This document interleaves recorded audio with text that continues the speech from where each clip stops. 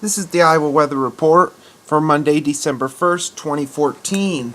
Now our first look at the 0Z GFS model run at noon today. We have a trough, broad trough trying to push in from the north, but it's already bringing the cold air in from the north, and it's going to bring temperatures down long past the 50s and 40s and 60s we had on Saturday. It's going to be bringing high temperatures today, upper single digits north, mainly teens and 20s elsewhere, mainly sunny skies, a few clouds here and there, and that's going to be pretty much the story for the rest of the week. Tuesday, bit warmer highs, upper teens to lower to middle 30s, couple of 40s out by the Missouri River, but that looks to stay mainly in Nebraska. We go even into Wednesday, still maybe a degree or two cooler with a little bit of cold air coming down behind this system that'll be off to our east, producing some snow and a bit of rain along the coast down into the southeast. And that system will begin to skim the area Thursday. Could see an increase in clouds, especially in our southern and eastern counties. Any precipitation would likely be over the far southeastern counties, with highs mainly in the 30s across the state, some upper 20s north and east. That looks to be the case also as we move into Friday. The system will remain to our south, a few more clouds further south than in the north, with highs around the upper 20s through the 30s across the state.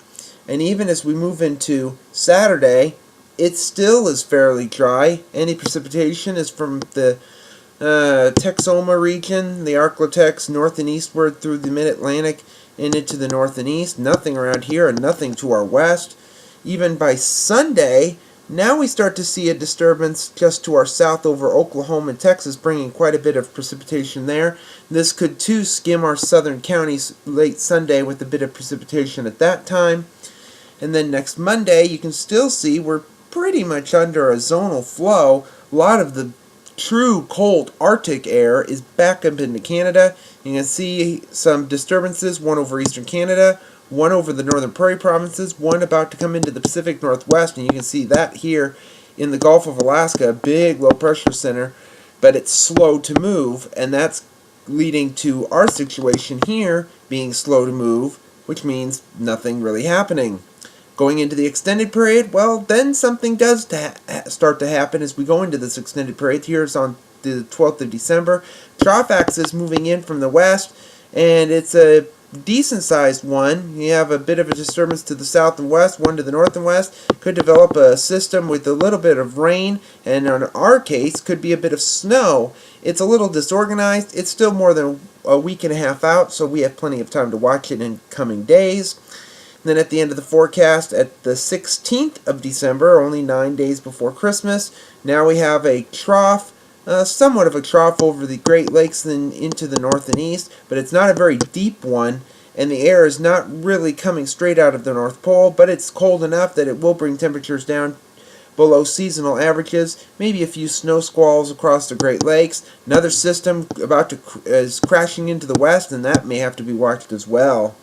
Satellite image from last evening, we had a system that was moving in from the west. All it was bringing us was a few clouds across the area.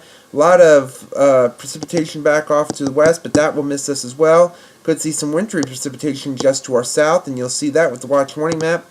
From last evening, a little bit of wintry weather issues from far eastern Oklahoma through northern Arkansas, Missouri, and into the lower Ohio River Valley. Some wind chill advisories and warnings to our north, and a little bit of wintry weather off to our west.